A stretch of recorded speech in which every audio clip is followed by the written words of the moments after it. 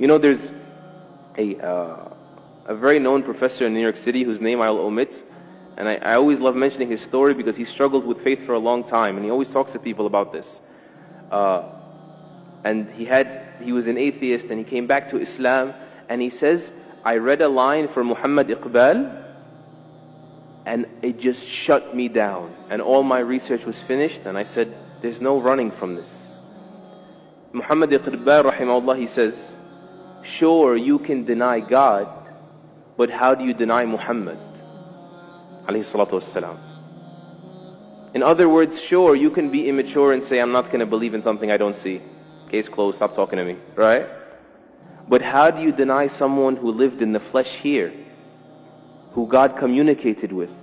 How do you deny the reality of Muhammad sallallahu alayhi wasallam? How do you explain that? We need to revisit that. How does a man get born in a vicious environment, alayhi salatu wassalam, and he becomes this beautiful, soft, delicate, bashful, merciful person who was content when people couldn't even be patient, and was merciful when people couldn't even be just.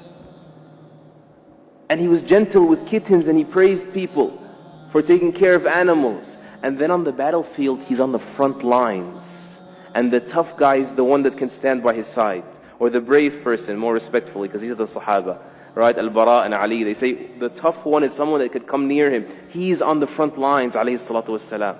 How do you explain someone who's like that, of valor, and then he stops the army, as Ibn Mas'ud says, or he says, we were on a travel, and he says, who scared this pigeon regarding her babies? Who took the babies away? How do you explain that?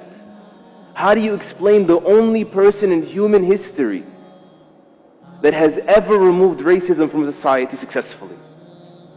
And I think you know it's alive and well in the United States.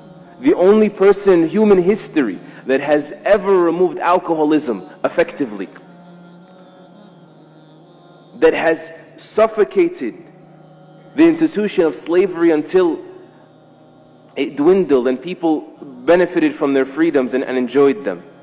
How do you explain that he, alayhi salatu wasalam, becomes the most influential figure in human history? Alayhi salatu wasalam. How do you explain that? We need to come back and find shelter in these things. There's only one explanation. There's only one logical explanation.